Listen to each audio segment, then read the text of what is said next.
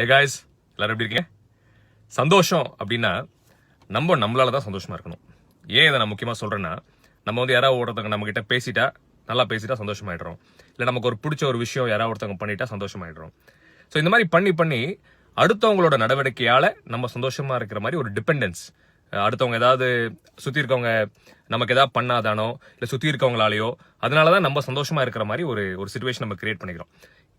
இந்த மாதிரி அடுத்தவங்களை நம்பி உங்க சந்தோஷம் இருந்துச்சுன்னா நீங்க வாழ்க்கையில எப்பவுமே சந்தோஷமா இருக்கவே முடியாது. இது ஒரு ஒரு ஒரு ஒரு ட்ரூத் ஆஃப் லைஃப். இதை நம்ம புரிஞ்சுக்கணும். இது நம்ம எவ்வளவு சீக்கிரமா புரிஞ்சுக்கிறோமோ அவ்வளவு சீக்கிரம் நம்ம வாழ்க்கை நல்லா இருக்கும். பிளஸ் நீங்க சந்தோஷமா இருக்கீங்கன்னா ஏன் ஒரு சந்தோஷம் கூட இல்லையா, ஒரு காரணம் கூட இல்லையாங்க உங்ககிட்ட சந்தோஷமா இருக்கிறதுக்கு. நான் டெய்லி பேஷன்ஸ் பாக்குறேன். கிட்னி இல்லாதவங்க கிட்னி கிடைக்குமா அப்படின்னு ஒரு வருத்தத்தில் இருக்காங்க. உங்க கிட்னி நல்லா தானே வேலை செய்யுது.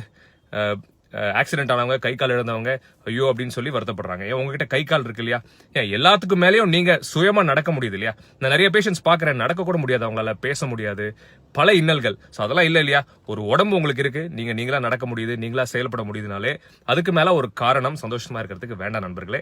ஸோ அடுத்தவங்களை நம்பி சந்தோஷமா இருக்கிறத பழக்கத்தை நம்ம இன்னைக்கு மாத்திக்கலாம். நம்ம சந்தோஷமோ துக்கமோ அது நம்மளோட சிந்தனைகளால பிளஸ் நம்மளால மட்டுமே இருக்கணும்.